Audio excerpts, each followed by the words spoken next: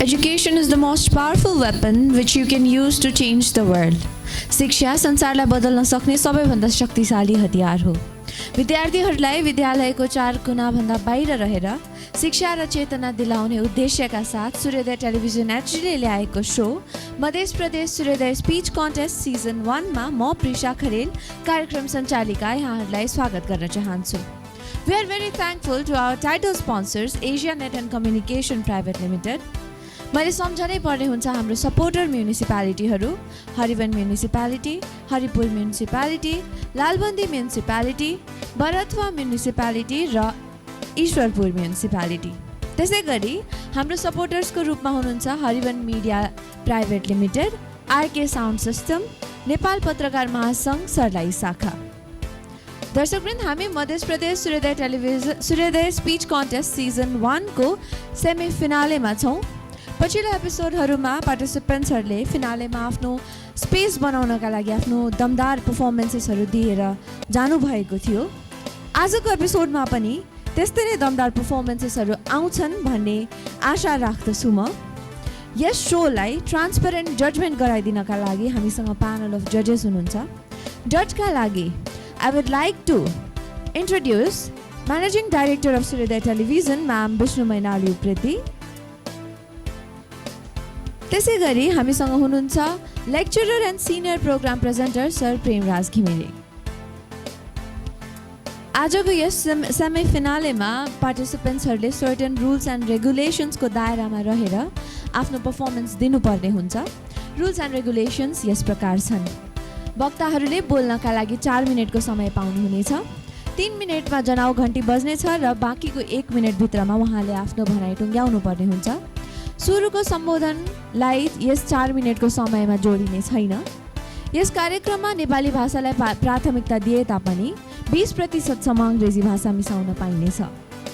यो रेकर्डिङ भएकाले सेटभित्र रहनुभएका सम्पूर्णले आफ्नो मोबाइल फोन साइलेन्टमा राख्नुपर्ने हुन्छ र होहल्ला गर्न पाइने छैन। आज सेमी फिनालेमा पर्फर्म भएर छनौट भएका विद्यार्थीहरूले ग्रान्ड फिनालेमा आफ्नो पर्फर्मेन्सेस दिनुहुनेछ। यो थियो हाम्रो रुल्स एन्ड रेगुलेसन्स। अब बढौँ पर्फर्मेन्सेसतर्फ।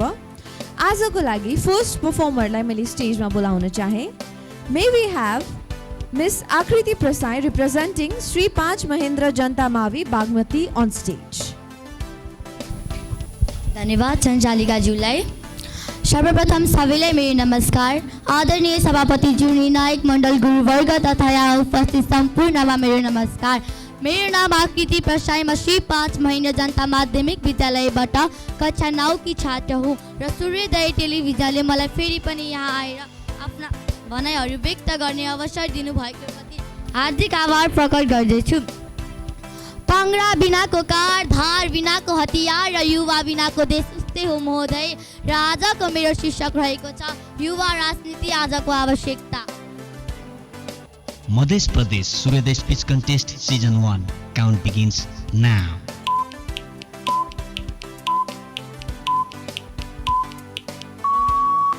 खास गरेर 16 वर्षदेखि 40 वर्षसम्मका मानिसलाई युवा मान्नुपर्छ भने राजनीतिमा 60 वर्षकोलाई मान्न सकिन्छ। कस्तो शासन व्यवस्था सञ्चालन गर्नुपर्छ भन्ने अमृत सोच वा विचारलाई राजनीति भन्ने गरिन्छ। युवा नै देशका कर्णधार हुन्, यो युक्ति कटाए छ। युवाकै सोच विचार अनुसार देश सञ्चालन गर्नुपर्छ भन्ने आज विश्वभरिकै मान्यता हो। किनभने 60 वर्षपछिको समय सरकारको कामबाट रिटायर हुने अवधि हो। किनभने 60 वर्षपछि मानिस बुढो हुन्छन् र बुढाइले भेटेपछि कपाल पाक्ने, कान नसुन्ने, आँखा नदेख्ने, मुखबाट र्याल चुइने, कृपा सोस्तानीका पात्र शिव शर्माहरूले डोर्याउने आधुनिक सोच र विचार आउनै सक्दैन। दुर्भाग्य भरमा शिव भले छोरी गोमा सुम्पदा कुन दशा भयो त्यही दशा देश र जनताको हुनेछ, यसमा कुनै दुई मतै छैन। यस्ता शिव शर्माहरू हाम्रा अग्रज हुन् र आदरणीय छन्। त्यसैले सुखी जीवन मिलाई देश युवाले नै चलाउनुपर्छ, नत्र बुढो गोरु र कोरेलीको कथा जस्तै हुन्छ। हामीले इतिहासमा युवाले नै राजनीति गरेर राम्रो परिवर्तन ल्याएको देखेका र सुनेका पनि छौँ। अमेरिकाका राहुल लेनिन, चीनका जति यात्सेन, रुसका लेनिन, भारतका गान्धी र नेहरू आदि युवा हुँदा उब्जेको विचारले राम्रो परिवर्तन ल्याएको देख्न सक्छौँ। नेपालकै कुरा गर्ने हो भने बिपी र पुष्पलाल युवा हुँदा झब्रा उठाएका थिए, बुढो हुँदा होइन। केआइसी र मदन भण्डारीले पनि युवा हुँदा आफ्ना विचारहरू दिएका थिए, बुढो हुँदा होइन। सायद लखन थापादेखि अहिले जो सहित भने ती सबै युवा नै भने। राजाकै कुरा गर्ने हो भने पृथ्वीनारायण शाहले 20 वर्षको उमेरमा एकीकरणको जग बसाले र त्रिभुवन प्रजातन्त्रलाई स्वीकारे। त्यसैले युवा मस्तिष्कको विचार, मनको सोच, काँधको भर र पाखुराको बलमा देश चलाउने हो भने आज पक्कै पनि हाम्रो देशले हामीले सोचेको भन्दा राम्रो परिवर्तन ल्याएको देख्न सक्छौँ। त्यसैले विश्वासिलो शासन व्यवस्था, सुखी देश र दिगो विकास हुन्छ। हाम्रो उमेरको हुँदा नागेको अग्रहालाई सम्मान गर्दै आगो ताप्नु मुडाको, कुरा सुन्नु बुढाको भने चाहिँ उहाँहरूको अतिपदेशलाई ग्रहण गरेर आधुनिक सोच र विचार अनुसार देश चलाउने हो भने आज पक्कै पनि हाम्रो देशले कोल्टे फेर्ने थियो।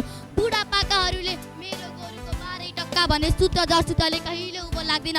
सधैँ पदको मोहमा पारेर अरूलाई लोभमा पारेर कारी थारी कुर्सी ओगटेको दिन गौरमा प्रतिस्पर्धा हुन सक्छ।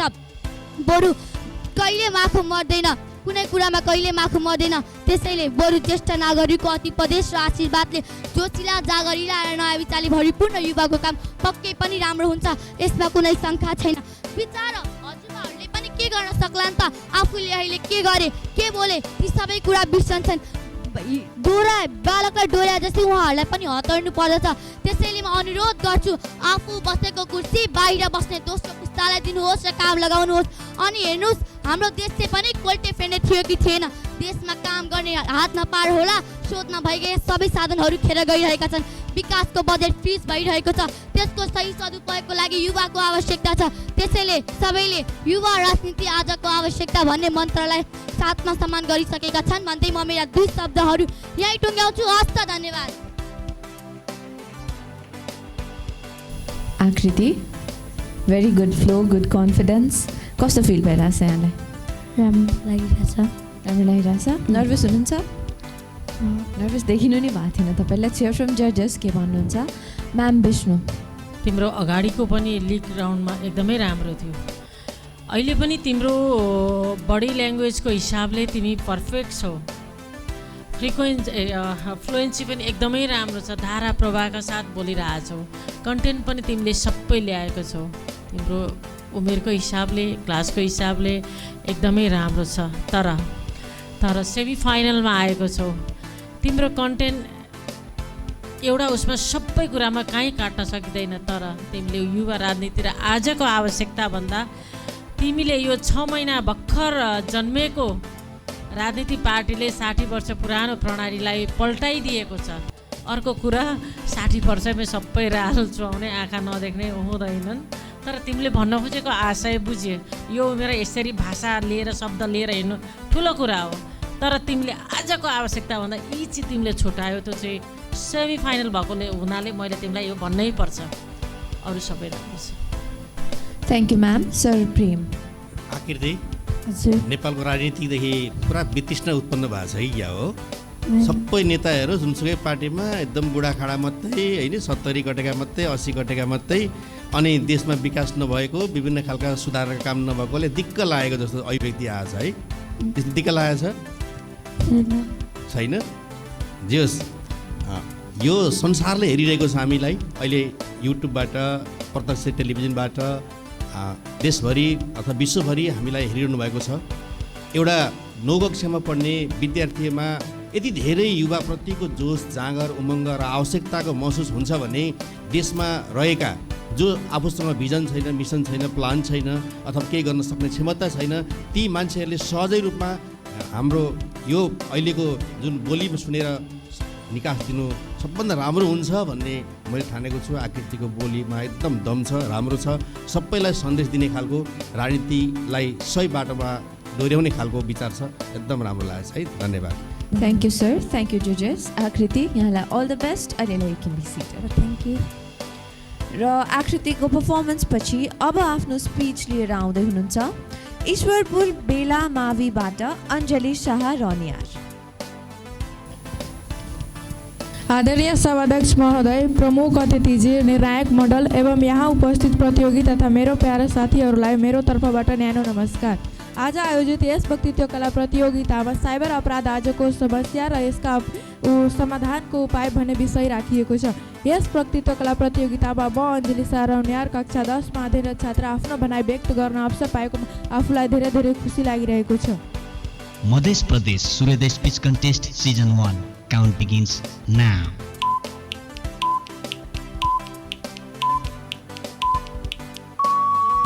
सर्वप्रथम साइबर अपराधलाई परिभाषित गर्न चाहन्छु। साइबर अपराध एक शब्द हो जुन आपराधिक गतिविधिहरूलाई वर्णन गर्न प्रयोग गरिन्छ, जुन इन्टरनेट वा अन्य डिजिटल टेक्नोलोजीहरूको प्रयोग गरेर गरिन्छ।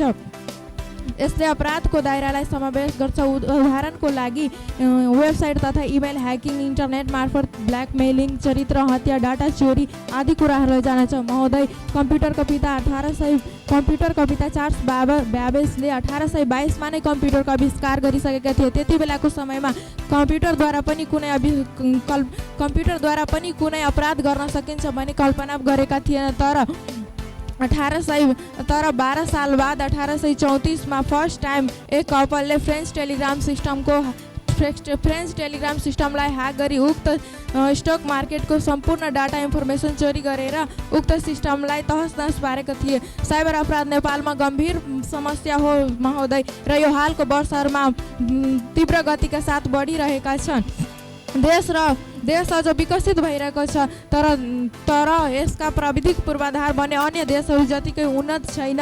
यसैले यसलाई साइबर अट्याकमा बढी ग्रसित गर्छन्। नेपाल सरकार र कानुन प्रवर्तन एजेन्सीले यस विरुद्ध लड्न कडा परिश्रम गरिरहेका छन्, तर देश, नागरिक र व्यवसायको रक्षा गर्न अझ बढी गर्नु आवश्यक छ। आजकलका केटाकेटीहरूलाई के भन्नु महोदय, आफू अनकम्फर्टेबल भए पनि ती साना साना लुगा लगाएर भिडियोज बनाउने सोसल मिडिया जस्तै युट्युब, टिकटक, फेसबुक, इन्स्टाग्रामहरूमा पोस्ट गर्ने गरेको छ। दिनरात लाइभ जोइन गर्ने, रिल्स बनाउने जस्ता गेम्स खेल्ने गरेको हुन्छ।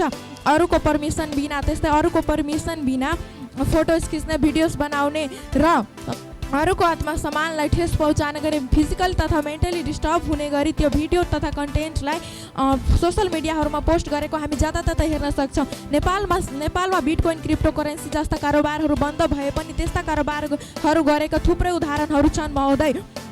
आजकल त्यति मात्र भएर कहाँ हुन्छ महोदय, यो त आजकल त वैदेशिक कारोबारमा पनि अनलाइन ठग्ने गरेको हुन्छ, अपराध गरेको हुन्छ। जस्तै Europe, Canada, America, Japan, Australia जस्ता देशहरूमा पुगाइदिन्छु, त्यहाँ तपाईँलाई 1 लाख 2 लाखको स्यालेरी हुन्छ, तर त्यस्तो केही हुँदैन, अनलाइन ठगेको मात्रै हुन्छ। र यस्ता थुप्रै उदाहरण देख्न सकिन्छ महोदय। के यस्ता अपराधहरू यतिकै चलिरहन्छ महोदय? यसलाई समाधान गर्न कसले त्यो गर्छ भनेर, अनि यस्ता अपराधहरूलाई समाधान गर्न हाम्रो नेपाल सरकारले संविधान ऐन 2063 जारी गरेको छ। त्यसमा विभिन्न हक अधिकार साइबर अपराधबारे उल्लेख गरिएका छन्। यस्ता अपराधहरूलाई समाधान गर्न नेपाल प्रहरी प्रधान कार्यालय साइबर ब्युरोले विभिन्न पहल गरेका छन्, तर नेपाल सरकारले मात्रै गरेर हुँदैन, यसमा हामी आम नागरिकको पनि उत्तिकै भूमिका हुन्छ। जस्तै हामी आम नागरिक यस्ता समाधान गर्न अनलाइन खाताहरूमा बलियो कार्ड, युनिक पासपोर्टहरू प्रयोग गर्ने, जस्तै आफ्नो सफ्टवेयर अपरेटिङ सिस्टम र एन्टिभाइरसहरूलाई समयमा अपडेट गर्ने, इनेबल 2 स्टेप भेरिएसन अन गर्ने। त्यस्तै भन्नुपर्दा आफ्नो पर्सनल डिटेल्सहरू अनलाइन सेयर नगर्ने, भेरिफाई नभएको एपहरू डाउनलोड नगर्ने, अनि पब्लिक वाइफाई प्रयोग गर्दा VPN भर्चुअल पर्सनल नेटवर्कहरूको प्रयोग मात्र गर्ने, भेरिफाई नभएको मोबाइल एपहरू प्रयोग नगर्ने। यति भन्दै म यहाँहरूबाट बिदा चाहन्छु। हस्त धन्यवाद। अञ्जली म्याम, एकदम वेल रिसर्च कन्टेन्ट थियो यहाँको। नर्भस फिल भइरहेछ म्याम? अलिअलि। लेट्स हियर फ्रम जजेस, कस्तो लाग्यो तपाईँको performance? I would like to start with sir Prem. अञ्जलीले निकै अध्ययन गरे जस्तो लागेको छ है। साइबर क्राइम जुन अपराध छ त्यसको निम्ति निकै खोजेर अनुसन्धान गरेर ल्याएको जस्तो लागेको छ है। अहिले कति कक्षामा हो? 10मा हो। अब नेट कतिको चलाइन्छ? तपाईँ चाहिँ त्यो साइबर क्राइममा पर्नु भएको छ कि छैन? तपाईँले अब चाहिँ पर्नुहुन्न, किनभने तपाईँलाई यो कुराहरू कसरी साइबर क्राइममा परिन्छ भन्ने कुराहरू सबै कुराहरू थाहा रहेछ, तर तपाईँले उपाय चाहिँ अलिक कम बताइदिनु भयो है। त्यो चाहिँ कम मात्रै भएको हो, तर बोलीमा दम छ। अलिकति निराश भएको जस्तो, अलिकति हावभाव कम भएको जस्तो देखिएको छ, तर अरू ठिक छ। खोजेर ल्याएको यो बेलामा यति धेरै कुराहरू जान्नु त असाध्यै राम्रो कुरा है। हस्, राम्रो छ। सफलताको शुभकामना। Thank you sir. Ma'am Vishnu. अरू सबै कमेन्ट्सहरूले भनेकै अनुरूपमा म भन्दै म अलिकति प्रेजेन्टिङ स्किल्समा चाहिँ जान गएँ।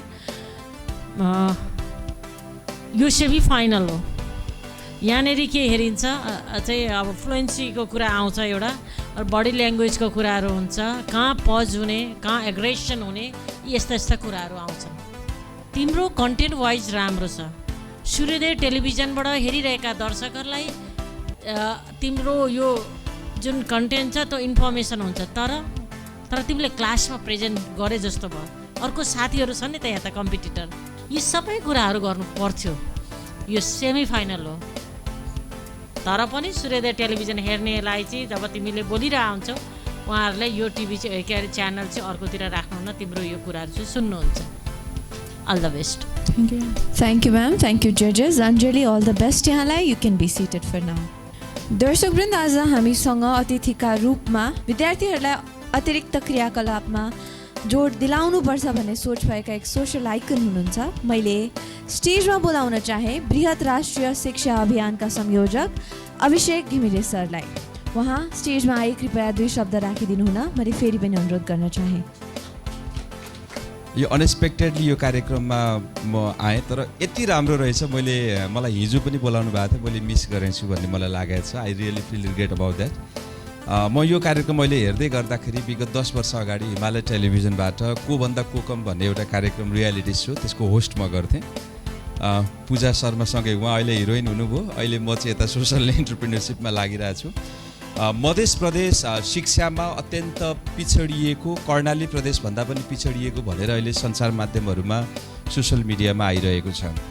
देशको अहिले सबै भूभागहरू साक्षर भनेर भनिरहँदाखेरि मध्य प्रदेशको कुनै पनि एउटा स्थानीय तह साक्षर भएको छैन। यसका चाहिँ सबै जिल्लाहरू अहिले पनि साक्षरताको घोषणा गरेका छैनन् भन्ने त्यो तथ्याङ्क पनि आइराखेको छ। ह्युमन डेभलपमेन्टको इन्डेक्समा, मानवीय विकासका र अन्य विभिन्न खालका सूचकाङ्कमा मध्य प्रदेश कमजोर भएको भन्ने खालका तथ्याङ्कहरू आइरहँदाखेरि मध्य प्रदेशका यी बच्चाहरूले जुन पर्फर्मेन्स गरिराखेका छन् उनीहरूलाई अहिले हामीले साँच्चीकै हेर्ने हो भने मध्य प्रदेशमा अवसरको कमी रहेछ, मध्य प्रदेशलाई प्लेटफर्म चाहिएको रहेछ। मध्य प्रदेशमा यी साना साना नानी बाबुहरू हुर्कने, बढ्ने र आफूलाई चाहिँ ग्लोबल्ली एक्सेस गर्न सक्ने, संसारमा कम्पिट गर्न सक्ने, प्रतिस्पर्धी बन्न सक्ने शिक्षा चाहिएको रहेछ। हाम्रा विद्यालयहरू चाहिएको रहेछ, उनीहरूलाई हौसला र इन्करेज गर्न सक्ने शिक्षकहरू चाहिएको रहेछ, हामी अभिभावकहरू चाहिएको रहेछ भन्ने कुरा मैले अहिले रियलाइज गरिरहेको छु। सूर्योदय टेलिभिजनले जुन प्लेटफर्म दिएको छ, अनेकन अवसरहरूबाट पछाडिएका, त्यो अवसरबाट वञ्चित भएका यी साना साना भाइ बहिनीहरूको लागि जुन अवसर दिएको छ, उनीहरूको आवाजलाई बुलन्द बनाएर सारा संसारमा सुनाउन सक्ने गरेको जुन एउटा अवसर प्रदान गरेको छ, सूर्योदय टेलिभिजन साँच्चीकै धन्यवादको पात्र रहेको छ। सूर्योदय टेलिभिजनको यो मिसन साँच्चीकै अनुकरणीय रहेको छ र मध्य प्रदेशलाई शिक्षाको माध्यमबाट अगाडि बढाउन सकिन्छ र साँच्चीकै यहाँका बच्चाहरू होनहार छन्।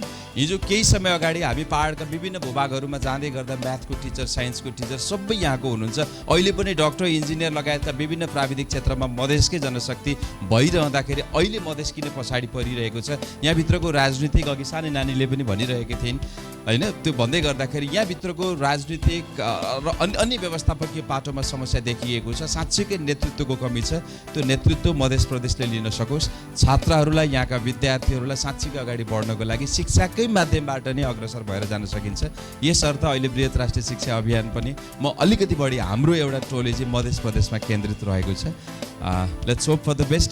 र फेरि पनि नानी बाबुहरू, अहिले जति पनि भाइ बहिनीहरू अहिले सेमी फाइनलमा हुनुहुन्छ, उहाँहरू सबैजनालाई सफलताको शुभकामना।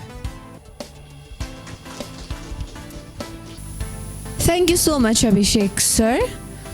अब म फेरि पनि पर्फर्मेन्सेसतर्फ लाग्न चाहेँ। नेक्स्ट पार्टिसिपेन्टलाई स्टेजमा बोलाउनुभन्दा पहिले मैले लिन चाहे short commercial break. We will be right back on Suryodaya television HD।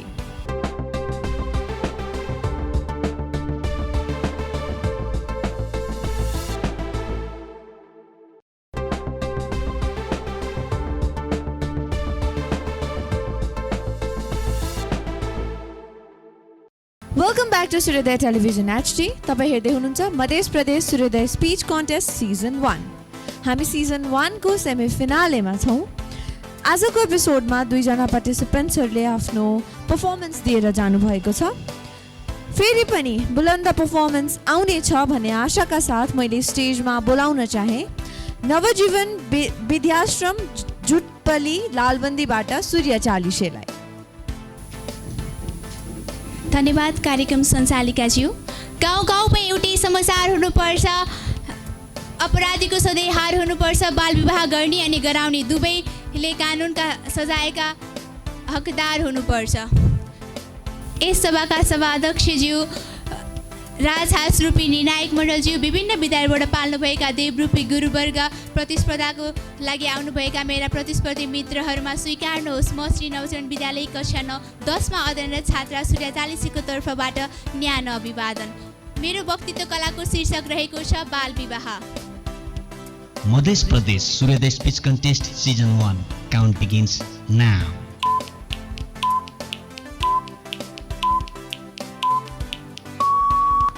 कुनै पनि राष्ट्रको कानुनमा विवाह गर्नको लागि उपयुक्त भनी तोकिएको उक्त उमेरभन्दा कम उमेरमा गरिने विवाहलाई बाल विवाह भनिन्छ। नेपालको सन्दर्भमा 20 वर्षभन्दा कम उमेरमा विवाह गर्नेलाई बाल विवाहको नाममा बुझिन्छ। बाल विवाह कुनै गाउँ समाजको समस्या मात्र नभएर पुरै राष्ट्रिय समस्या बन्न पुगेको छ। स्मरण गर्नुहोस् सभाध्यक्ष महोदय, स्मरण गर्नुहोस्। आज नेपालमा चेतनाको अभाव छ, सूचनाको अभाव, विद्यालय पहुँचको अभाव, यातायात सीमितताको अभाव त्यति मात्र नभएर सामाजिक बहिष्कार जस्ता पक्षहरू कारक तत्त्व बनिरहेका छन्। बाल विवाहको प्रसङ्ग विद्यालयको नतिजाले पनि ल्याउने गर्दछ। जुन किशोर किशोरीको विद्यालयको नतिजा सकारात्मक हुँदैन, बदलामा परिवार र आफन्तजनहरूले विवाहलाई विकल्पको नाममा रोजेको पाइन्छ। बाल विवाहको प्रसङ्ग इतिहासको पानामा कोट्याउने हो भने सभाध्यक्ष महोदय निकै गहकिलो रहेको छ। मेरी हजुरआमाले 9 वर्षको त कलिलो उमेरमा विवाह गरेकी थिइन्। कारण केवल छोरी चेलीको महिनावारी हुनुभन्दा अगाडि विवाह गरिदिएमा अभिभावकहरू स्वर्ग पुग्छन् रे अनि धर्म कमाउँछन् रे। पहाडमा छोरी जति पढाए पनि अर्काको घर जाने जात हो भन्ने मान्यता रहेको छ र तराईमा छोरीलाई जति धेरै पढाए उति धेरै दाइजो दिने पर्ने भएकाले किशोरीहरूको कलिलै उमेरमा विवाह गरिदिन्छन्। बिहान समाचार सुन्न रेडियो ट्युन गर्ने बित्तिकै कैलालीकी रामकलीलाई पेट्रोल हालेर जिउँदै जलाएको समाचारले म झस्किन्छु, किनकि म पनि त एउटी चेली हो। कुनै दिन मेरो पनि त त्यस्तो दिन आउने होइन भनेर मेरो आत्मा रुन्छ सभाध्यक्ष महोदय। म कुनै पनि अपेला नगरिकन बाल विवाहको असरबारे हजुरमाझ बेली विस्तार गर्न चाहन्छु। बाल विवाहले बालबालिकालाई आधारभूत शिक्षाबाट वञ्चित गराउँछ, भविष्य निर्णय लिने, भविष्यको छनौट गर्ने अधिकारबाट वञ्चित गराउँछ। बाल अधिकारकै कारणले गर्दाखेरि बालबालिकाले कलम समात्नुपर्ने कोमल हातहरूले लाला बाला खेलाउनु परेको छ।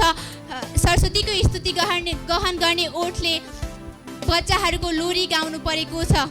त्यति मात्र नभएर विद्यालयको शिक्षा पुरा नहुने, पारिवारिक जीवन दिगो नहुने, परिपक्व नभई सन्तान जन्माउँदा स्वास्थ्य सम्बन्धी विभिन्न रोगहरू देखा पर्ने, महिला लैङ्गिक हिंसा, बाल विवाह, बाल श्रम जस्ता थप हिंसाहरू थपिँदै जाने। त्यति मात्रै नभएर शारीरिक र मानसिक रूपमा परिवर्तन हुने उमेरमा वैवाहिक जीवनमा बाध्यता, यौन दुर्व्यवहार, जनसङ्ख्या वृद्धि जस्ता असरहरूदेखि सुसंस्कृत एवं समाजतत्व मुलकको समाजको निर्माण हुन कठिनाइ भइरहेको देख्न पाउँछौँ। सभाध्यक्ष महोदय, 2014 जुलाई 22 को बेलायतमा भएको बाल विवाह उच्च स्तरीय शिखर सम्मेलनमा नेपाल सरकारले सन् 2020 बाल विवाहको अन्त्य गर्ने प्रतिबद्धता जाहेर गरिएको थियो। तर विडम्बना, अहिलेसम्म पनि बाल विवाहको अन्त्य हुन सकेको छैन। ह्युमन राइट वाचको तथ्याङ्क अनुसार 36% किशोरीहरूको विवाह 18 वर्षभन्दा कम उमेरमा हुने गर्दछ। 10% किशोरीहरूको 15 वर्षभन्दा कम उमेरमा विवाह हुने गरेको छ र 11% किशोरहरूको 18 वर्षभन्दा कम उमेरमा विवाह हुने गरेको तथ्याङ्कको सारले प्रस्तुत गरिदिएको छ। त्यति मात्र नभएर मलाई भन्न पनि शरम लाग्छ सभाध्यक्ष महोदय, बाल विवाह गर्ने देशहरूमध्येमा बङ्गलादेशपछि नेपाल दोस्रो स्थानमा पर्दछ। सभाध्यक्ष महोदय, यो कुरालाई गम्भीरता लिनुपर्ने नै छ हामीले। त्यति भन्दै मेरा भनाइहरू अन्त्य गर्न चाहन्छु। धन्यवाद। You have a very commanding voice, Surya. Thank you ma'am. कस्तो फिल भइरहेछ? नर्भस सायद, त्यही भएर सबै भन्न पनि पाइनँ। अझै बाँकी थियो? हजुर, एकदमै एउटा नाराजी भन्नु होला है। अहिले भनिदिनु न त। बाल विवाह होइन पढ्न देऊ। केही छैन, हुन्छ। लेट्स हियर फ्रम जजेस, कस्तो लाग्यो यहाँको पर्फर्मेन्स? सर प्रेम। बालविवाहको समस्या नेपालमा कायल लाग्दो छ भन्ने कुराको तथ्याङ्कले प्रस्तुत गर्नुभयो है। बङ्गलादेशभन्दा पछाडि नेपाल नै छ है। वास्तवमा सबैतिर यो अन्धभक्त भएर अन्धविश्वास भएर कुरीति कुसंस्कारलाई आत्मसात गर्दाखेरि यो समस्या आएको हो। यसलाई राम्रोसँग उजागर भएको छ। अब समय चाहिँ अझै 1 मिनट बाँकी नै थियो। 1 मिनटमा अझै धेरै कुराहरू बोल्न पाइन्थ्यो होइन। धेरै तथ्याङ्क त्यहाँ भन्न त्यो जुन श्रृङ्खलाबद्ध रूपमा धारा प्रवाह रूपमा आइरहँदा त अझै धेरै कुराहरू आउँछ कि भन्ने अपेक्षा गर्दा गर्दै त्यो बिचैमा अन्त्य भयो।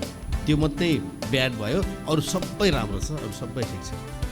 Thank you sir. Ma'am Vishnu, बालविवाह भन्ने टपिक चाहिँ अब अहिलेको सन्दर्भमा चाहिँ पहिलाभन्दा धेरै संशोधन भइसकेको छ, धेरै सुधार चाहिँ आइसकेको छ। मैले भन्नै पर्दा एकदमै धेरै अहिले हुन्छ नि एकदम जल्दो बल्दो समस्या चाहिँ होइन, पहिलाको तुलनात्मक हिसाबले होइन। हाम्रो घर समाजमै मैले देखेको भएर मैले तुलनात्मक हिसाबले भन्दैछु। आजभन्दा 10 वर्ष अगाडि जसरी छ्यापछ्याप्ची थिए अब त्यो निकै नै कम आएको छ। आफ्नो बच्चा ऊ बच्चै हुन्छ, बच्चालाई स्याहार्न सक्दैन, 3-4वटा कुरालाई अलिकति तन्काउँदा अझ राम्रो हुन्थ्यो। म त कमेन्ट गर्नु बस्या हो, सेमी फाइनल हो, यो सुधार हुन्छ मैले भन्दा म त भन्छु नि। ल, all the best. Thank you ma'am, thank you जजेस। सूर्य, अल द बेस्ट यहाँलाई। You can be seated.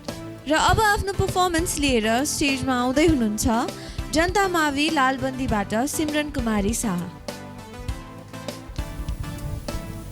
आदरणीय सभाध्यक्ष महोदय, अतिथि तथा विशिष्ट अतिथि निष्पक्ष निर्णय मण्डलजी, प्रतिष्ठा तथा अति प्रतिष्ठा मित्रहरू सम्पूर्ण, म सिमरन कुमारी शाह स्वीकार्नुहोस् नमस्कार। आज श्री जनता माध्यमिक विद्यालयबाट कक्षा 10 मा अध्ययन गर्ने छात्रा यस सूर्योदय टेलिभिजनबाट प्रस्तुत गरिएको वक्तृत्व कला म नारी शिक्षाको बारेमा केही आफ्नो भनाइ भन्न चाहन्छु। म सभाध्यक्षको अनुमति लिन चाहन्छु। मध्य प्रदेश सूर्योदय speech contest season 1 count begins now.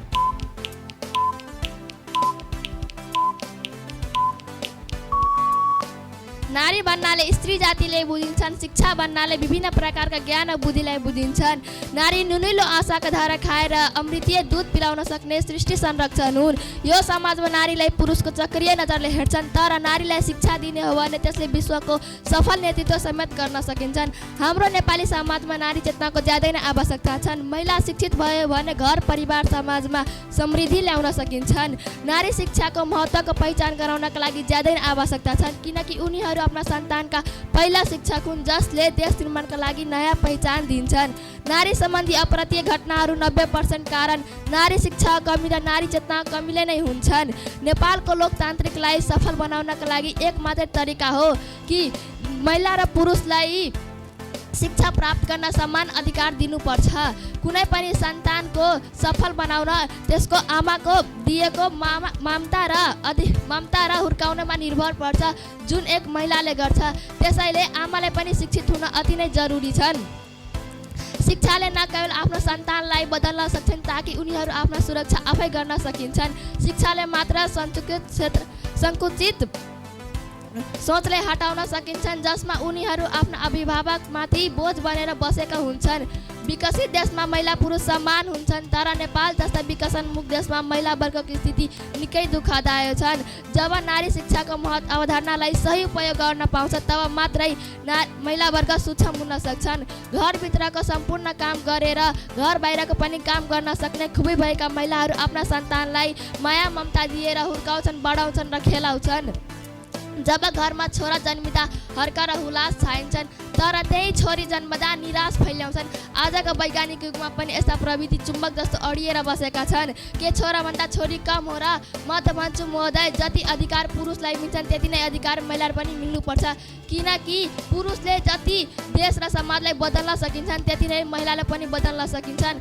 तर त्यसलाई शिक्षा दिनु हो भने, किनकि महिलाले आफ्नो जीवनमा छोरी दिदी बहिनी श्रीमती र आमा बनेर घर परिवार चलाएकी हुन्छन्। त्यसैले केवल शिक्षित महिला नै घर परिवार समाजमा समृद्धि र सकारात्मक सोच ल्याउन सकिन्छन्।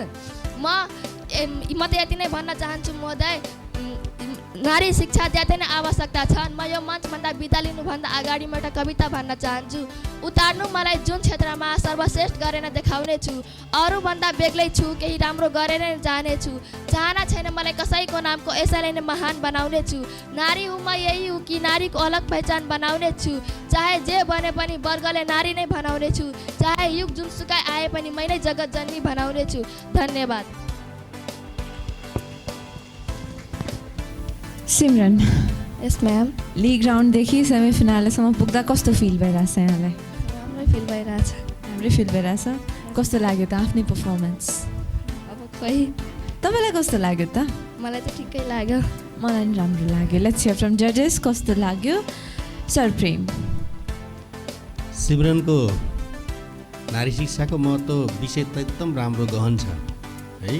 घर हाम्रो पहिलो पाठशाला, घरमा हुने आमा चाहिँ पहिलो शिक्षिका। जे शिक्षा पायो त्यही कुराहरूमाथि जाने हो। त्यस कारण नारी नै शिक्षित नभएपछि त घर त अँध्यारो भइहाल्ने भयो। त्यो उठान गरिएको कुराहरू एकदम राम्रो छ। अल्वा एडिसनले यदि त्यो वैज्ञानिक हुने थिएन, उनको आमाको चलाखीपूर्ण विद्वत्ता नभइदिएको थियो भने स्कुलबाट निकालिएको मान्छेलाई आमाले चलाखीपूर्ण तरिकाले उहाँलाई चाहिँ तँ एकदम राम्रो छ रे, स्कुलमा तँलाई लिन सक्दैन अरे, तँ तेरो क्षमता अनुसारको काम गर्न सक्दैन रे स्कुलले, त्यस कारण तेरो उच्च क्षमता छ भनेर मूर्ख भनेर स्कुलले निकाले तापनि त्यति कुराहरू भनेको कारणले उनी वैज्ञानिक बने। नेपोलियन बोनापार्ट पनि मूर्खै थिए। आँगनमा राखेको आमाले खेलाउँदाखेरि जुन चन्द्रमा चाहिँ आँगनमा आइदियो अथवा देखियो, त्यो चन्द्रमालाई ल्याइदिए भनेर मरिहत्ते गर्दाखेरि उनले पानीमा बोलमा अगाडि राखेर जुन चन्द्रमा त्यहाँ देखाएपछि अब उनको चित्त बुझाएर ओहो आमा कति महान, मेरो यत्रो ढिट गर्दा यत्रो असम्भव कुरा माग्दा पनि सजिलैसँग सम्भव बनाइदिनु भयो। नारी शिक्षा कति महान छ। एकदम राम्रो विषय उठाउनु भएको छ। अब समय पुरा नभएको कारणले धेरै कुरा नआएको मात्रै हो। एकदम जति उठाइएको छ त्यति राम्रो छ है त। Thank you sir. Thank you sir. Ma'am Vishnu. नारी शिक्षाको बारेमा त सरले भनि नै हाल्नुभयो। हाम्रो उखानै पनि छ, एउटा पुरुष डगमगायो भने ऊ सिङ्गल पुरुष मात्रै डगमगाउँछ, तर एउटा आमा डगमगाइन् भने सारा परिवार डगमगाउँछ। त्यस्तै एउटा शिष्य स्टुडेन्ट डगमगायो भने ऊ मात्रै डगमगाउँछ, तर एउटा टिचर डगमगायो भने सारा विद्यार्थीहरूलाई असर पर्छ, र सारा विद्यार्थीलाई असर पर्यो भने सारा समाजलाई असर पर्छ, सारा समाजलाई असर पर्यो भने राष्ट्रलाई असर पर्छ। तिम्रो यो स्पिचले तिमी कम्पिटिसनमा आउँछौ आउँदैन मलाई थाहा छैन, तर तिम्रो पालिकामा विशेष गरी यो भिडियो जानेछ, यो युट्युबबाट पनि टिभीबाट पनि जानेछ, फेसबुकबाट पनि जानेछ, टिकटकबाट पनि जानेछ, र तिम्रो पालिकामा हेर्ने जुन आमा दाजुभाइ दिदीबहिनी हुनुहुन्छ उहाँहरूको सोचमा पक्का पनि परिवर्तन आउनेछ नारी शिक्षाको बारेमा। अनि छोरीहरूलाई पढाउनुपर्छ र छोरीहरूलाई पनि इज्जत दिनुपर्छ भन्ने बारेमा चेतनामा चाहिँ कहीँ असर पर्छ होला, यसले सकारात्मक सन्देश दिन्छ होला भन्ने मैले आशा राखेको छु। Best of luck. Thank you ma'am. Thank you ma'am. Thank you जजेस। Simran you can be seated for now. र यससँगै अब आफ्नो स्पिच लिएर स्टेजमा आउँदै हुनुहुन्छ नवजीवन विद्याश्रम जुटपली लालबन्दीबाट गीता बराल। यस गरिमामय सभाका सभाध्यक्षज्यू, निर्णायक मण्डल, विभिन्न विद्यालयबाट पाल्नुभएका देवरूपी गुरु र प्रतिस्पर्धी मित्रहरूमा म नवजीवन विद्यालय कक्षा 10मा अध्ययनरत छात्रा गीता बरालको तर्फबाट स्वीकार्नुहोस् न्यानो अभिवादन। उठाउँ माटो लगाउँ टिको देशको नाउँमा, सुनको लत्ता फलेको हुन्छ तन्नेरी बाहुमा। मेरो वक्तित्व कलाको शीर्षक रहेको छ नेपालमा युवाको राजनीतिक अवस्था। युवाको विश्वव्यापी रूपमा मध्य प्रदेश सूर्योदय speech contest season 1 count begins now.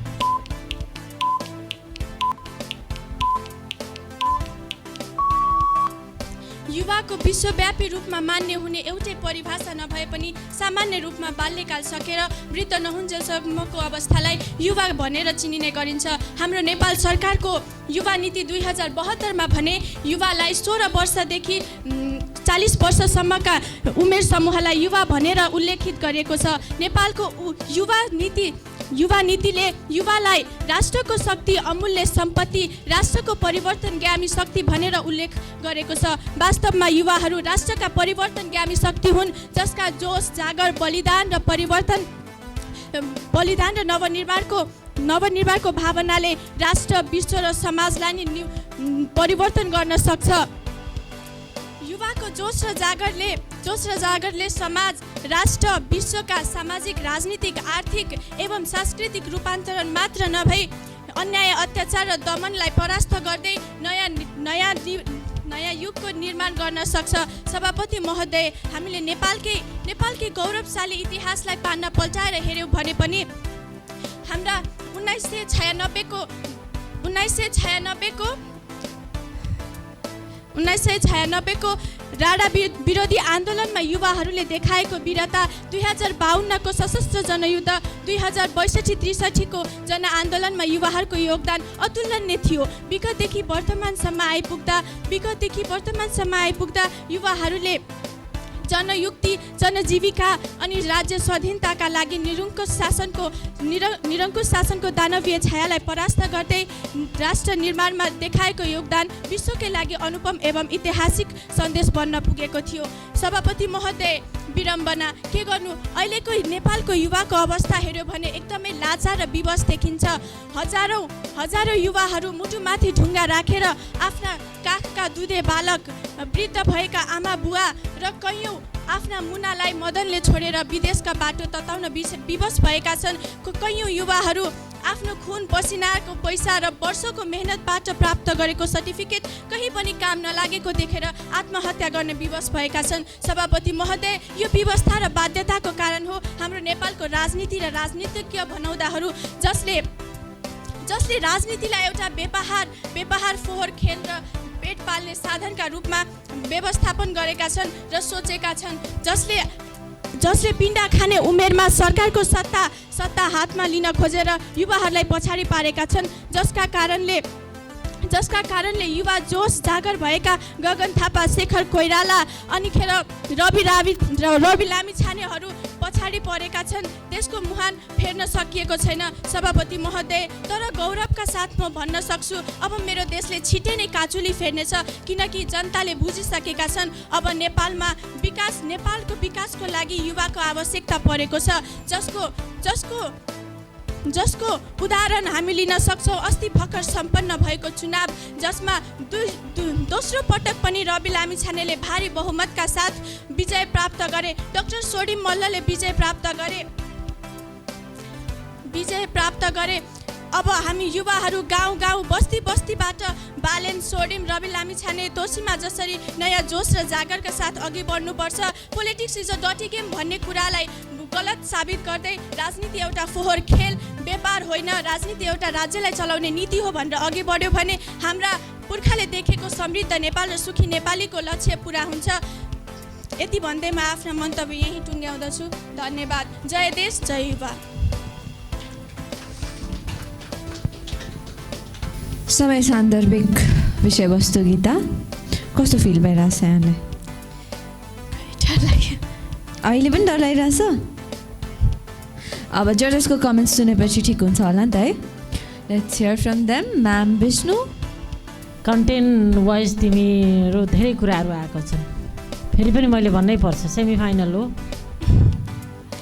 तिमीले अब अहिले रिसेन्टली केही कुराहरू बल्दा कुराहरू भन्नुपर्छ भनेर अहिले भर्खर पनि कमेन्ट आएको थियो, त्यही भएर तिमीले जोडाए जस्तो लाग्यो। किनभने अब तिमीले के भन्यो, स्वर्णिम मल्ल भन्यो होइन, अनि अब फेरि युवा नेता भने चाहिँ शेखर कोइराला पनि जोडिरहेको थियो होइन, अनि अलिअलि मिलेको थिएन। अब त्यहाँनिर अब मैले कमेन्ट गर्नु पऱ्यो नि त यसमा। अनि अब अरूले तिमीले जस्तो यसमा थप्नु पर्दाखेरि अब अहिलेको नेपाल युवा र राजनीतिक अवस्था भनेर अनि काहीँ आशा लाग्दो कुराहरू पनि देखाउनु पर्यो। एउटा त जित्यो, तर त्यस सँगसँगै युवा जल्दो बल्दो बालेन शाह पनि तिमीले देखेकै छ होइन। बालेन शाहले भर्खर पनि तिमीहरूले अब कतिको जान्दछौ कि भनेर हामीले पनि हेर्नै पर्ने हुन्छ नि त। बालेन्द्र शाहले भर्खरै पनि आफ्ना कर्मचारीहरू भ्रष्टाचारी भए भनेर आफै अख्तियारमा गएर मुद्दा हाल्नु भएको थियो।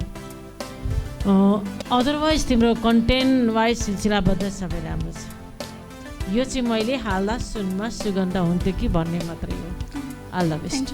Thank you ma'am. Sir Prem, यो बेलामा यति धेरै ज्ञान गीतामा पाउनु त हामीले खुसी नै मान्नुपर्छ।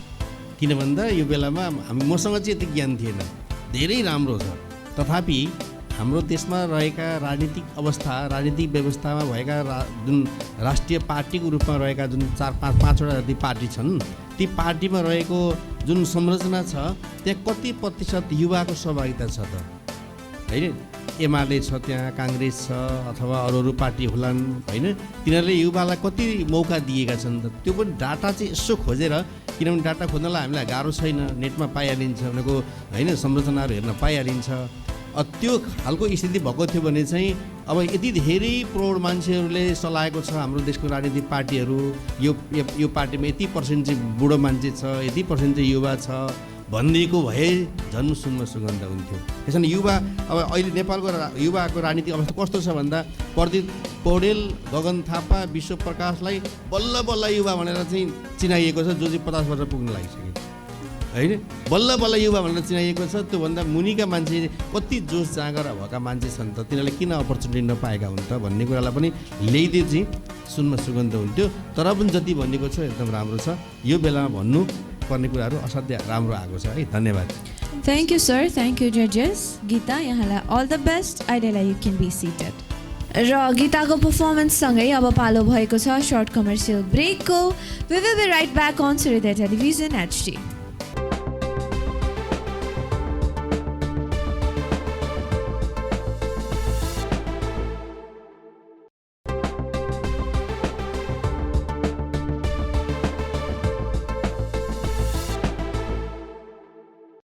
Welcome back to Suryodaya television HD। तपाईहरू हेर्दै हुनुहुन्छ Madhya Pradesh Suryodaya speech contest season 1, title sponsored by Asia net and communication private limited, supported by Hariwan municipality, Haripur municipality, Lalbandi municipality, Bharatwa municipality, Ishworpur municipality, Hariwan media, RK sound system र नेपाल पत्रकार महासङ्घ सर्लाही शाखा। हामी सिजन 1 को सेमी फिनालेमा छौँ। आजको एपिसोडमा 5 जना विद्यार्थीहरूले आफ्नो पर्फर्मेन्स दिएर गइसक्नु भएको छ र अब आफ्नो पर्फर्मेन्स लिएर स्टेजमा आउँदै हुनुहुन्छ सनराइज बोर्डिङ स्कुल हरिवनबाट कुशल सापकोटा। क्युबाले चिनी बेच्छ, अस्ट्रेलियाले बालु। क्युबाले चिनी बेच्छ, अस्ट्रेलियाले बालु। अमेरिकाले त हुँदा हुँदा एनिमल स्पर्म बेचेर नि अर्बौँ भित्राइरहेछ। तर मेरो देशले युवा बेचेर रेमिटेन्सले पेट पालिरहेछ। सरकार के गर्न खोज्दैछौ तिमी? अझ कति युवा बेच्छौ तिमी? नमस्कार, म कुशल सापकोटा आज हजुरहरूमा प्रस्तुत भइसकेको छु। सर्वप्रथम त म यहाँ उपस्थित सम्पूर्णलाई मेरो न्यानो अभिवादन तर्काउन चाहन्छु। आज म नेपालको हाल सरकार र युवाको अवस्था भन्ने विषयमा चर्चा गर्न गइरहेको छु। Madhya Pradesh Suryodaya speech contest season 1 count begins now.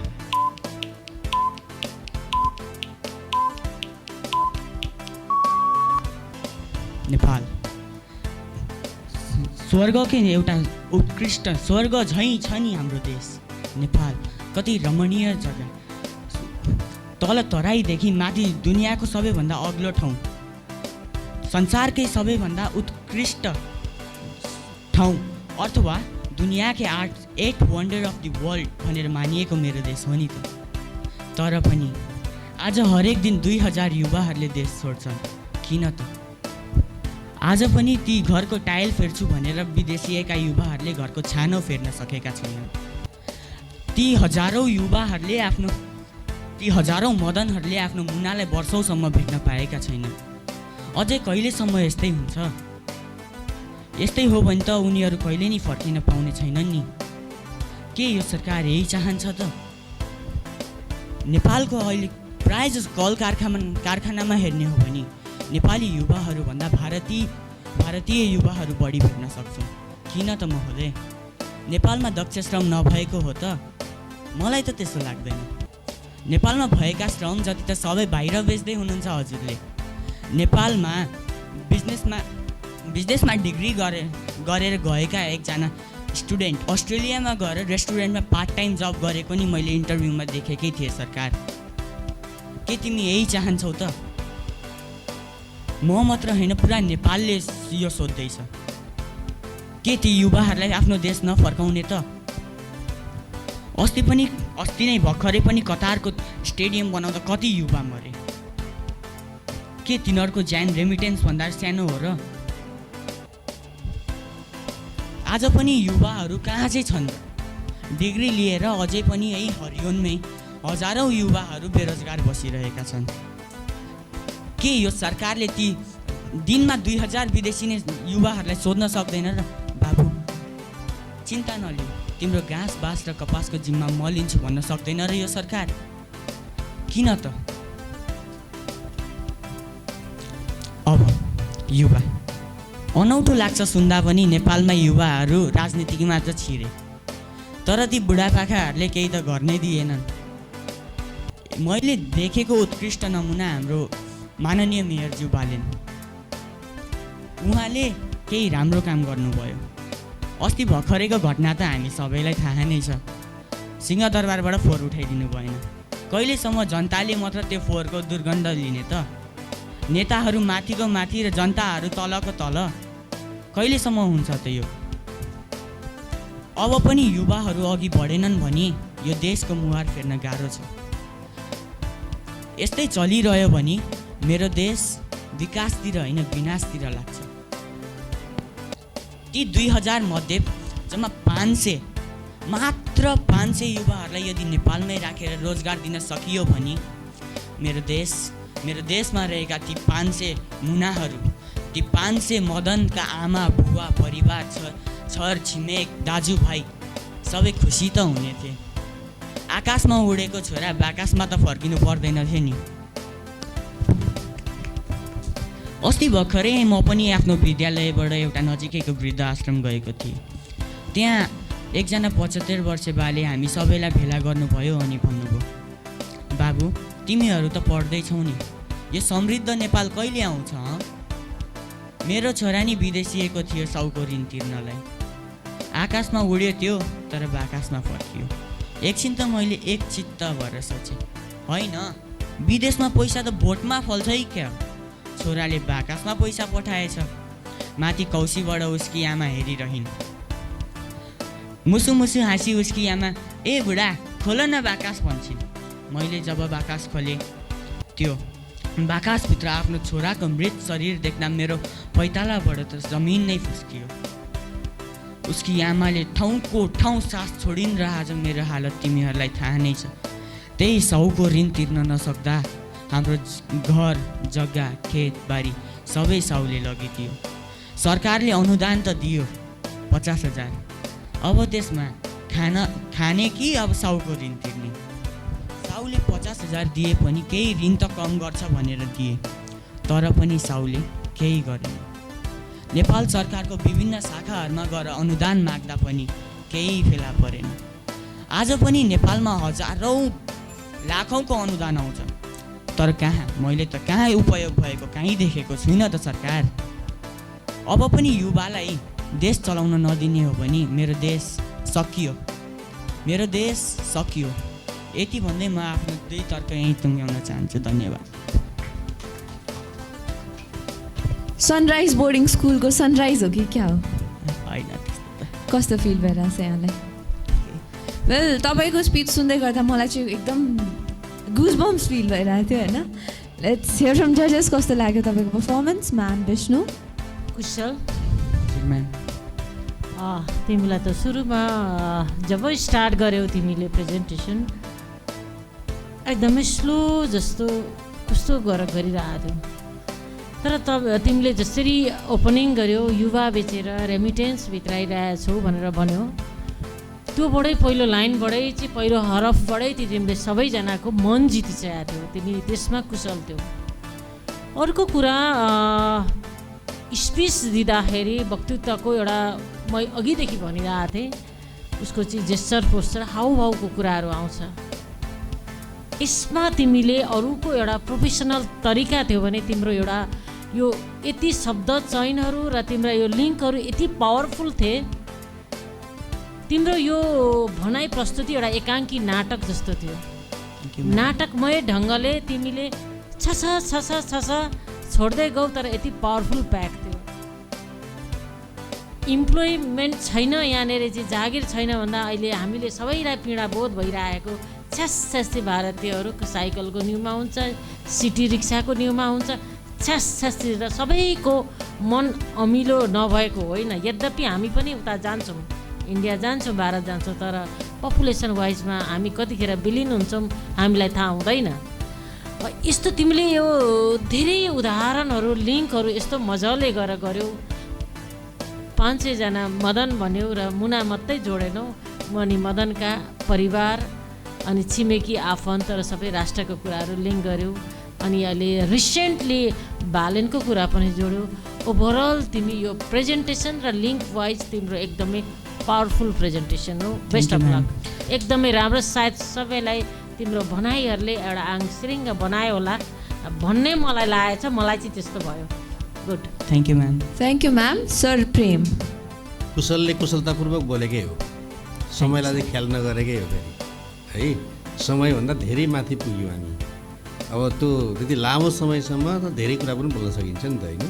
अब नेपालको हालको युवाको अवस्था कस्तो छ भन्ने कुरामा हामी युवा पिँढीहरू चाहिँ अलिकति जोड्नुपर्छ। हामीले त्यहाँ सम्झाउनुपर्छ युवाहरूलाई, किन भन्दा मोबाइलमा समय दिएर समय दिनभरि समय बर्बाद गर्नेहरूको सङ्ख्या ठुलो छ। आफूलाई उत्पादनमा श्रममा नलगाउने युवाहरूको जमात ठुलो छ। यहाँ काम गर्न लाज हुनेको सङ्ख्या ठुलो छ र विदेशमा काम गर्दाखेरि केही पनि हुँदैन, नेपालमा चाहिँ काम गर्दा लाज भइहाल्छ भन्नेको सङ्ख्या पनि ठुलो छ। त्यो युवाहरूलाई पनि हामीले सम्बोधन गर्न बिर्सिनु हुँदैन। किन भन्दा हामी जोस जाँगर उमङ्ग युवामा छ भन्छौँ, तर सबभन्दा ठुलो आलस्यता पनि युवामा देखिन्छ। किन भन्दा प्रतिशतको हिसाबले राख्ने भने त युवाहरूको त्यो अवस्था एकदम टटकार अवस्था हो नि त होइन। जोस राज्यलाई अलिकति घचघचाउने, आफ्नो काम आफै गर्ने।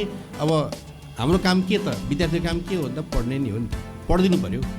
कृषकको काम के हो भन्दा कृषि गरिदिनु पऱ्यो, आफ्नो जिम्मेवारी निर्वाह गरिदिनु पऱ्यो भन्ने कुरालाई पनि जोड्न सके सबभन्दा राम्रो हुन्छ है।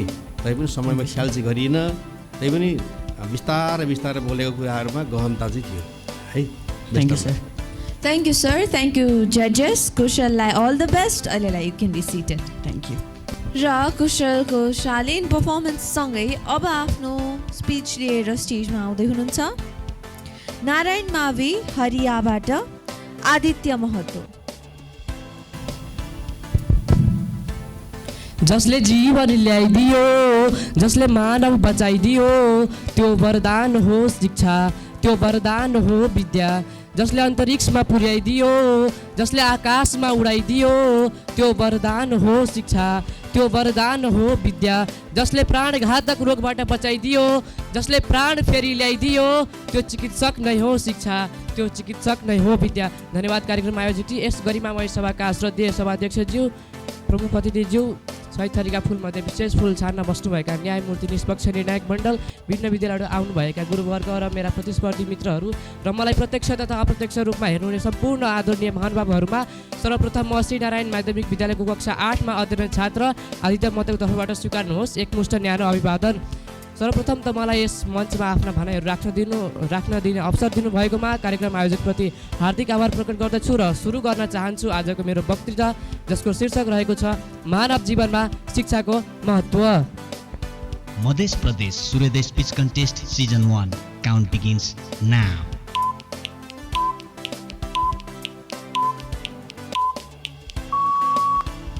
उपस्थित महानुभावहरू, जन्मदेखि मृत्यु पर्यन्त प्राणवायुको उपयोग गर्दै बाँचिरहेको अवस्थालाई जीवन भनिन्छ।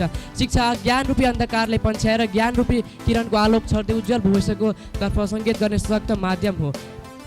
शिक्षा जीवनलाई सद्मार्गमा डोराई लक्षित गन्तव्यसम्म पुगाउनमा सशक्त भूमिका निर्वाह गर्दछ।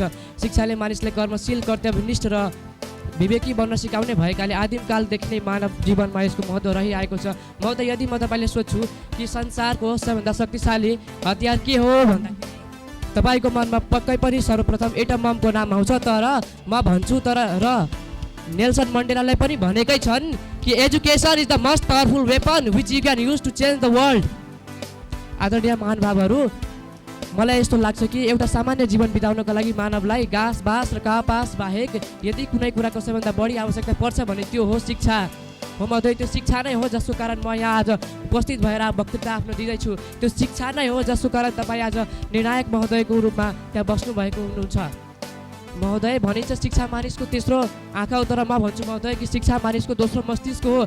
जुन कुरा साधारण मस्तिष्कका निम्ति अकल्पनीय हुन्छ त्यो कुरालाई सार्थक पार्न मद्दत गर्छ शिक्षित मस्तिष्कले। शिक्षा त्यो कवच हो जसको सहायताले संसारमा जति समस्याहरू आउँछ त्योबाट समाधान गर्न सकिन्छ। शिक्षा त्यो ज्योतिपुञ्ज हो जसले सहाराबिन बनेर अँध्यारमा भौतारिरहेको जीवनलाई साकार पार्दछ। महोदय संस्कृतमा भनेको छ, विद्या महिमा शास्त्रमा भनेको छ, दिवा पश्यति नोसलुक काको नकम्त नपश्यति विद्याविहीन मुडस्तु दिवानन्त निपश्यति। अर्थात् लाटोकोसेरोले दिनमा मात्र आँखा देख्न सक्दैन, कागले राति मात्र आँखा देख्न सक्दैन, तर विद्या नपरेको मूर्खले दिन रात कुनै पनि बेला आँखा देख्न सक्दैन। स्वदेशे पूज्यते राजा विद्वान सर्वत्र पूज्यते। अर्थात् एउटा राजाले देशभित्र मात्र मान सम्मान पाउँछ, तर एउटा विद्वानले संसारको कुनै पनि ठाउँमा श्रद्धा भक्तिपूर्वक कुनै पनि ठाउँमा मान सम्मानपूर्वक पूजा गरिन्छ। शिक्षा हासिल नगरेको व्यक्तिको जीवन एउटा पसलमा बेच्न राख्ने कृत्रिम फुल जस्तै हो, जसको कुनै सुगन्ध आउँदैन। आदरणीय निर्णायक महोदय, ओडारमा बस्ने मान्छे आज अन्तरिक्षमा बस्ती बचाउनुको कारण केवल विज्ञानकै चमत्कार हो त्यो विज्ञान एउटा शिक्षाकै हाँगा हो। म के भन्न चाहन्छु भन्दा 18 पुराणका रचयिता महाज्ञानी वेदव्यास शिक्षाकै तेजस्वी किरणले गर्दा आज महान प्रसिद्ध बन्न सकेका हुन्। आफ्ना कठोर साधनाबाट प्राप्त आविष्कारलाई विश्व सामु प्रदर्शन गरी वैज्ञानिक र आधुनिक युगको सुरुवात गर्ने आइन्स्टाइन, लियोनार्दो, आर्किमिडिस लगायतका व्यक्तिहरू वैज्ञानिक बन्न सक्नुको पछाडि शिक्षाले खेल्ने भूमिका अतुलनीय छ। महोदय, म जस्तो सानो फुच्चे तपाईँ जस्तो महाज्ञानीको सामु शिक्षाको महत्त्वको बारेमा वर्णन गर्नु त साँच्चै इन्द्रगको अगाडि स्वर्गको बयान गर्नु नै हो। महोदय, यदि तपाईँसँग शिक्षा भने तपाईँ संसार कुनै पनि ठाउँमा स्वतन्त्रपूर्वक आनन्ददायी जीवन बिताउन सक्नुहुन्छ, तर यदि तपाईँसँग शिक्षा छैन भने तपाईँ आफ्नो देशमा पनि रोजगारीको अभावले राम्रो जीवन नबिताउन बाध्य हुनुपर्छ। अन्त्यमा के भन्न चाहन्छु भने महाभारतमा एउटा श्लोक छ, कर्म की कुरुक्षेत्र में ना ही जाति काम आता है, ना ही जाति काम आता है, ना ही बाप का नाम काम आता है, और ना ही धन काम आता है, सिर्फ ज्ञान ही काम आता है, और वही तुम्हें तुम्हारा हक दिलाता है। त्यसैले म सम्पूर्ण महानुभावमा यो रिक्वेस्ट गर्न चाहन्छु कि continuously keep gathering your knowledge because every step of your life is examination and every ground is the battle ground. अरे तिमी सङ्घर्ष गरेर त हेर, तिम्रो सङ्घर्ष हेरेर लक्ष्य डगमगाउने छ। तिम्रो सङ्घर्ष हेरेर सफलताको पछि तिमी भाग्नु पर्दैन, सफलता तिम्रो पछाडि भाग्ने छ। तिमी रोजगारीको लागि डराउनु पर्दैन, रोजगारी तिम्रो चरणमा आउनेछ। तिमी कुनै पनि विषयको विज्ञापन पर्दैन, तिमी आफै सर्वत्र सबै पुज्ने हुन्छ। तिमी सर्वत्र समान, तिमीलाई सबैले सम्मान गर्छ। यति भन्दै आफ्नो भनाइहरू यही टुङ्ग्याउन चाहन्छु। धन्यवाद। आदित्य, हजुर ma'am. Very good link. Thank you ma'am. कस्तो फिल भइरहेछ? एकदम राम्रो फिल भइरहेछ। यस म्याम। लेट्स गो टु जजेस। म्याम विष्णु, एकदमै अब लास्ट भएपछि अलिकति इनर्जी चाहिँ लो हुन्छ नि। तिमी आएर ओपनिङ गर्ने बित्तिकै पुरै इनर्जी बुस्ट भयो। एटलिस्ट मलाई चाहिँ त्यस्तो फिल भयो।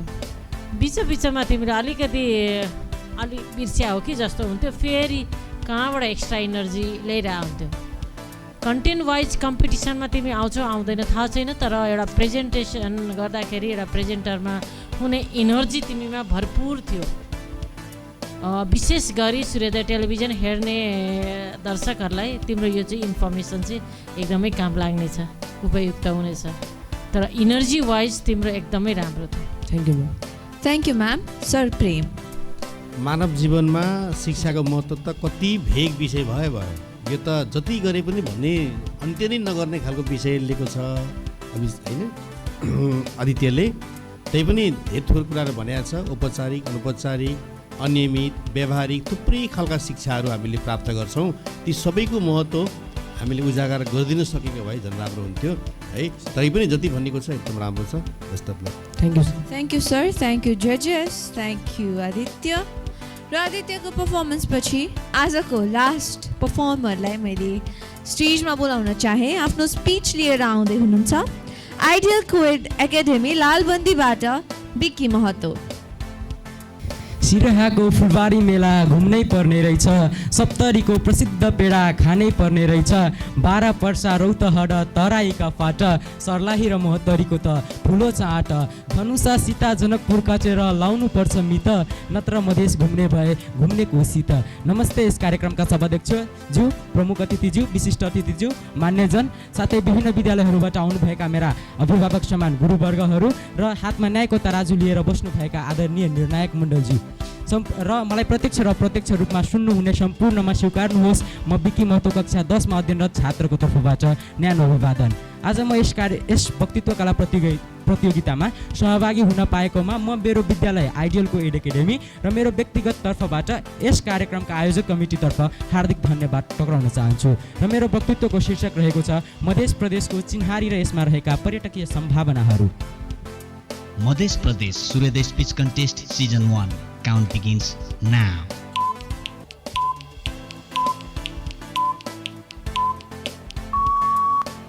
बहुभाषिक, बहुसांस्कृतिक र बहुजातीय राष्ट्र नेपाललाई आजभन्दा करिब 7 वर्ष पहिले अर्थात् विक्रम सम्वत 2072 साल असोज 3 गते राष्ट्रको चौतर्फी विकासको लागि नेपाललाई 7 विभिन्न प्रदेशमा विभाजन गरिएको थियो, जसमध्ये एउटा प्रदेश मध्य प्रदेश पनि हो। सप्तरी, सिरहा, महोत्तरी, धनुषा, सर्लाही, रौतहट, बारा र पर्सा गरी नेपालको 8वटा जिल्लालाई ओगटेर 9661 वर्ग किलोमिटरमा फैलिएको यो प्रदेशले नेपालको कुल भूभागको 6.5% भूभागभित्रै 62वटा जात जाति रहेको तथ्यलाई प्रष्ट गर्दछ। विगतमा फर्केर हेर्दा प्रदेशको नामाकरण र व्यक्तिको व्यक्तिगत अधिकारको लागि पटक पटक सङ्घर्ष भएको इतिहास पनि पाइन्छ। मधेस भएर मधेसी भएका हामी सबको प्रमुख थलोको रूपमा रहेको यस प्रदेशलाई पर्यटकीय दृष्टिकोणले निहाल्दा नेपालको मात्रै नभएर विश्वको नमुनाको रूपमा लिन सकिन्छ। तसर्थ अनगिन्ती पर्यटकीय सम्भावना बोकेको मेरो प्रदेशले विकासको पर्खाइमा हामीलाई पर्खेर निहालिरहेका छन्, जुन सामान्य रूपले हेर्दा खोला, नाला, ताल तलैया, मठ, मन्दिर, चर्च, गुम्बा, मस्जिद देखिन्छ भने आन्तरिक रूपले निहाल्दा पुर्खा एउटा प्राकृतिक एउटा स्वर्ण वरदान हाम्रो पुर्खाको अद्भुत कलाकृति देखिन्छ। ऐतिहासिक कलाकृतिले भरिपूर्ण अर्थात् हिन्दू धर्मका धार्मिक ग्रन्थ रामायणको पात्र सीताको जन्मस्थल जनकपुर धामको जानकी मन्दिर जस्तो महान पवित्र र सहिष्णुताले भरिपूर्ण भएको स्थलमा भजन भइराखेको बेला छेउको मस्जिदमा नमाज पढेको दृश्य हेर्न र सुन्न ब्रह्माण्डमा अन्त कहीँ पाइन्छ महोदय? मलाई नेपालभरिमा एउटा यस्तो मात्र स्थल देखाइदिनुहोस् जहाँ एउटा चर्चको सरसफाइमा एउटा ब्राह्मणको हात होस् र एउटा मुस्लिमले नमाज पढिराखेको बेला एउटा क्रिस्चियनले शिर झुकाएको होस्। It is called religious tolerance which is only found in Mithilanagar. भनिन्छ 52 बिघा क्षेत्रफल ओगटेर फैलिएको नारीताल एक रातमा निर्माण भएको इतिहास छ रे। के यो विश्वको आश्चर्यजनक कुरा होइन महोदय? खोइ त यसको संरक्षण र संवर्धनको इतिहास। म यहीँबाट प्रश्न गर्न चाहन्छु, मलाई नेपालभरिमा एउटा यस्तो मात्र स्थल देखाइदिनुहोस् जहाँ वीरगञ्ज, रक्सौल, दोतवन अन्तर्राष्ट्रिय नाका होस् र जनकपुर, जयनगर जस्तो रेल सेवा होस्। तर विडम्बना यति धेरै हुँदा पनि मेरो प्रदेश भरतताल हेर्न गएका पर्यटकले टोयलेटको सुविधा नपाएर छटपटिरहेका हुन्छन्, निःशुल्क खानेपानीको सुविधा नपाएर प्यासले तडपिरहेका हुन्छन्। बारा जिल्लाको गढीमाईको भव्य र सभ्य मेला हेर्न गएका पर्यटकहरूको पार्किङ स्पोटबाटै बाइक चोरी भएको खबर बेलुका सामाजिक सञ्जालमा पाउँदा कति रमाइलो हुन्छ होला है महोदय? कति रमाइलो हुन्छ होला जब हामी सुन्छौँ कि सागरनाथ मन्दिरबाट पूजा गरेर फर्किरहेका पर्यटकको बाटोमा लुटपाट भएको खबर। कति रमाइलो हुन्छ होला जब हामी कुनै बाहिरी पर्यटकको मुखबाट सुन्छौँ कि जानकी मन्दिरको वरिपरि त सफा राखेको छ तर त्यही भन्दा 100 मिटर पर खाजा खानका लागि पुग्यो भने फोहोरको थुप्रो र लामखुट्टे बाइकहरू केही भेट्दैन। कति रमाइलो हुन्छ होला जब हामी सुन्छौँ कि 52 बिघा क्षेत्रफल ओगटेर फैलिएको नारीताल अहिले 19 बिघामा आएर सीमित हुन पुगेको छ। म त शिक्षाको विद्यार्थी महोदय, त्यति साह्रो विश्लेषण गर्ने क्षमता ममा छैन, तर पनि 100 बिघा भन्दा बढीमा फैलिएको बागमानी घुमाइदेऊ न हाम्रा पर्यटक मित्रहरूलाई। फलफुल खान वा फुलहरूसँग मन बहलाउन मन लाग्यो भने हाम्रो लालबन्दी छेउकै बागमानी कुदोस्। हाम्रो संस्कृतिलाई सरलता र समानता देखाउन धोती कुर्ता लाउन सिकाइदिऊ भन हाम्रा काठमाडौँका मित्रहरूलाई कि कोट प्यान्ट टाइट हुँदा धोती कुर्ता नै कम्फर्टेबल भन्ने कुरा झलझली याद आओस्। झिझिया नाच्न सिकाइदेऊ हाम्रा काठमाडौँका मित्रहरूलाई र अन्तर्राष्ट्रिय पर्यटकीय मित्रहरूलाई।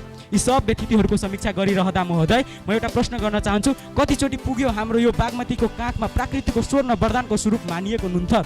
कहिले प्रश्न सोध्ने हिम्मत गर्यो कि किन विश्वकै अद्भुत प्लान निजगढ अन्तर्राष्ट्रिय विमानस्थल विवादित अवस्थामै सीमित रह्यो? किन जवाब पाउँदैनौ कि विश्वको अद्भुत कलाकृति भएको जानकी मन्दिर विश्व सम्पदा सूचीमा आएन? म यहीँबाट प्रश्न गर्न चाहन्छु महोदय। आओ हामी सब मधेसवासी मिलेर भव्य र सभ्य मधेस बनाऊ र संसारलाई चिनाइदेऊ हाम्रो मधेस प्रदेश र हामीले बच्चैदेखि सिक्दै आएको पाठ पाहुन देवो भवम। जय प्रदेश, जय मधेस, धन्यवाद। विकीको स्पिचले मलाई त स्पिचलेस बनाइदियो। हजुरले हरेक लाइन भन्दै गर्दा मलाई त एभ्री लाइन पछि ताली बजाउँ फिल भएको। कस्तो फिल भइरहेको छ यहाँलाई चाहिँ? I mean feeling interesting. बजाउनु पर्थ्यो म्याम ताली त हजुरले।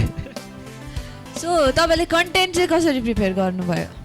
कन्टेन्ट अब यसो जानकी मन्दिरतिर यो बिचमा धेरै टाइम पाएको बेला एकचोटि जानकी मन्दिर घुम्न गएँ, एकचोटि नाडीमन तालतिर घुम्न गएँ। धेरै ठाउँमा त घुम्न पाएन, तर पनि जति ठाउँमा घुम्न पाएँ त्यति कुराको मात्रै यसो सङ्कलन गर्दाखेरि हाम्रो स्पिचको संरचना भयो थियो। वेल विकीको स्पिचमा प्रदेश प्रेमको भाव एकदम ओतप्रोत थियो। लेट्स हियर फ्रम जजेस, कस्तो लाग्यो उहाँ तपाईँको पर्फर्मेन्स? सर प्रेम। विकीको भिजनलाई प्रदेश सरकारले मनन गरे, प्रदेश सरकार अथवा यो मधेस प्रदेश बन्नलाई बेर लाग्दैन। त्यहाँ भिजन छ, मिसन छ, प्लान छ होइन। यहाँको जुन ऐतिहासिक, सामाजिक, सांस्कृतिक अनि भौगोलिक, प्राकृतिक सबै कुराको उठान गर्नुपर्छ भन्ने बुलन्द आवाज छ। यो आवाजलाई प्रत्येक पालिकाहरूले मनन गरून्। प्रत्येक अरू ठाउँका स्थानीय त्यो मठ मन्दिर अथवा गुम्बा चर्च जे छन् तिनीहरूले आफूलाई बलियो बनाउन् र मधेस सरकार यसमा लागोस्। यो टेलिभिजन हेरेर बस्नुभएका सम्पूर्ण दर्शकहरूले पनि विचार असाध्यै राम्रो छ, यसैलाई आत्मसात गरे पनि धेरै हुन्छ भन्ने कुराहरू सिकुन् भन्ने चाहिँ चाहन्छु। एकदम राम्रो छ। Best of luck. Thank you sir. Ma'am Vishnu. Wiki. Yes ma'am. अलिअलि कन्फिडेन्स त आए जस्तै छ। हाम्रो प्रोग्राम होस्टले पनि भनिसक्नुभयो, सरले पनि भनिसक्नुभयो। अहिले प्रायः जस्तो हामीहरूले यो स्पिच सिजन 4 मा चलिरहेछ हाम्रो केन्द्रीय कार्यालय बिर्तामोडमा। र त्यहाँनिर हामीहरूले समग्र यो पर्यटकीय हिसाबले चाहिँ नेपालको चिनारीहरू के छन्, नेपाललाई चिनाउने पर्यटकीय सम्भावना के छ भनेर मात्रै हामीले सुनिरहेको थियौँ। र अहिले तिमीले जसरी यहाँ प्रेजेन्ट गर्यौ, त्यो प्रेजेन्ट गर्दाखेरि मलाई पनि कतिवटा कुरा थाहा रहेनछ। मधेसमा यो रहेछ, यो सम्भावना रहेछ। मधेसमा समग्र बुझ्दा अलिअलि बाली नाली हुन्छ भन्ने मात्रै छ, गर्मी हुन्छ, मच्छर छ भन्ने मात्रै आउँछ धेरै जस्तो कुरा। एउटा जानकी मन्दिरको कुरा छ, तर तिमीले यति धेरै सम्भावना यति मजाले र कन्फिडेन्स साथ र सच्चाइका साथ भन्यो, त्यसमा गर्व लागेछ मलाई। र अर्को कुराहरू चाहिँ धार्मिक एकताका कुराहरू छन्। यिनीहरू जानकी मन्दिरमा मधेसलाई नै छुवाएर यति मजाले प्रेजेन्ट गर्यो। भर्खरै म दिल्ली पुगेर आएको थिएँ, त्यहाँनिर भन्थ्यो उहाँनिरमा पनि हिन्दू मुस्लिम यस्तो जातीय थुप्रै छन्, तर यहाँ जस्तो उहाँ धेरै कट्टरपन्थी हुन्छ, तर यहाँ जस्तो हिन्दूमा अनि मुस्लिममा यो सहजता सायदै बिरल। यो त नमुना हो, यो नेपाल चाहिँ हो, नमुना हो। यो कुरा यति मिठासका साथ त्यसमा पनि मधेसमा यो छ भनेर र हाम्रो विश्वकै एउटा सम्पदा जानकी मन्दिरलाई छोएर भन्यो, त्यसमा पनि ह्याट्स अफ।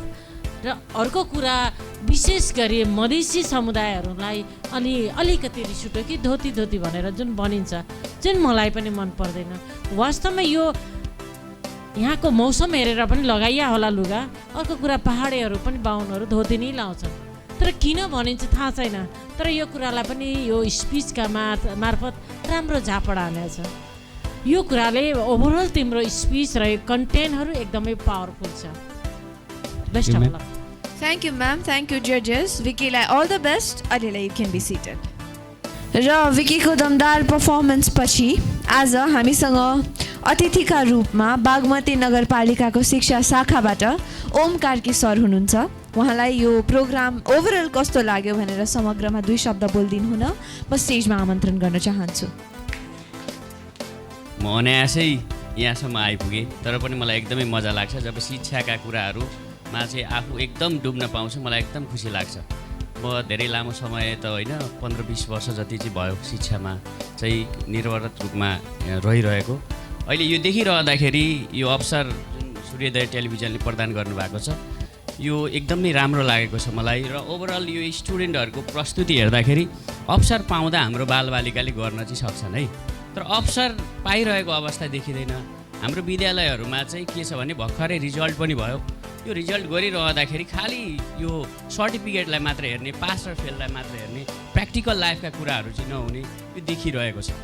म आफै पनि त्यहाँ रहँदाखेरि अतिरिक्त क्रियाकलापहरू त्यति धेरै नगरेको, गरिरहँदा पनि यो वाद विवाद कलमभन्दा तरवार ठुलो यस्तै हिजो भोग्दै आएको गर्दै आएको यस्तो खालका मात्रै कार्यक्रमहरू भइरहेको छ र अबको दिनमा चाहिँ मधेसमा चाहिँ यो बिस्तारै यो उठ्दैछ। अहिले यो देखिरहेछौँ हामी, यो बालबालिकाहरूले पनि प्रस्तुति गरिरहेछन्, यो प्रस्तुतिले पनि देखिरहेको छ। यसले भोलिको दिनमा अझै राम्रो नतिजा ल्याउँछ। यस्ता खालका अवसरहरू प्रदान गरिरहनुपर्छ र बागमती, विशेष त बागमती अन्य पर्यटकीय क्षेत्रको रूपमा पनि चिनाउने हामी प्रयासमा छौँ। भोलिको दिनमा शिक्षा क्षेत्रमा पनि अझै यस्तो राम्रो कार्यक्रमहरू गरेर सूर्योदय टेलिभिजन पनि हामीसँगै रहेर भोलिको दिनमा भाइ बहिनीहरूलाई चाहिँ अतिरिक्त क्रियाकलापहरू धेरै वर्षभरि गर्ने, यो वक्तित्व कला मात्र होइन अन्य अन्य कलाहरूको पनि हामी उजागर गर्नेछौँ। र overall thank you very much, धन्यवाद। सर ओम कार्कीलाई धेरै धेरै धन्यवाद र उहाँका भनाइहरूसँगै आजको एपिसोड यहीँ अन्त्य भएको जानकारी दिलाउन चाहन्छु। We are very thankful to our title sponsor Asian net and communication private limited. हामी हाम्रा सपोर्टर्सहरूप्रति पनि कृतज्ञ छौँ। Hariwan municipality, Haripur municipality, Lalbandi municipality, Barahathwa municipality र ईश्वरपुर म्युनिसिपालिटी। त्यसै गरी हाम्रो सपोर्टर्सको रूपमा हुनुहुन्छ Hariwan media, RK sound system र नेपाल पत्रकार महासङ्घ सर्लाही शाखा। हामी अर्को एपिसोडमा फेरि पनि सेमिफिनाले पर्फर्मेन्सेसहरू लिएर आउने नै छौँ। तबसम्म हेर्दै गर्नुहोला सूर्योदय television HD। This is Prisha Kharel shining of.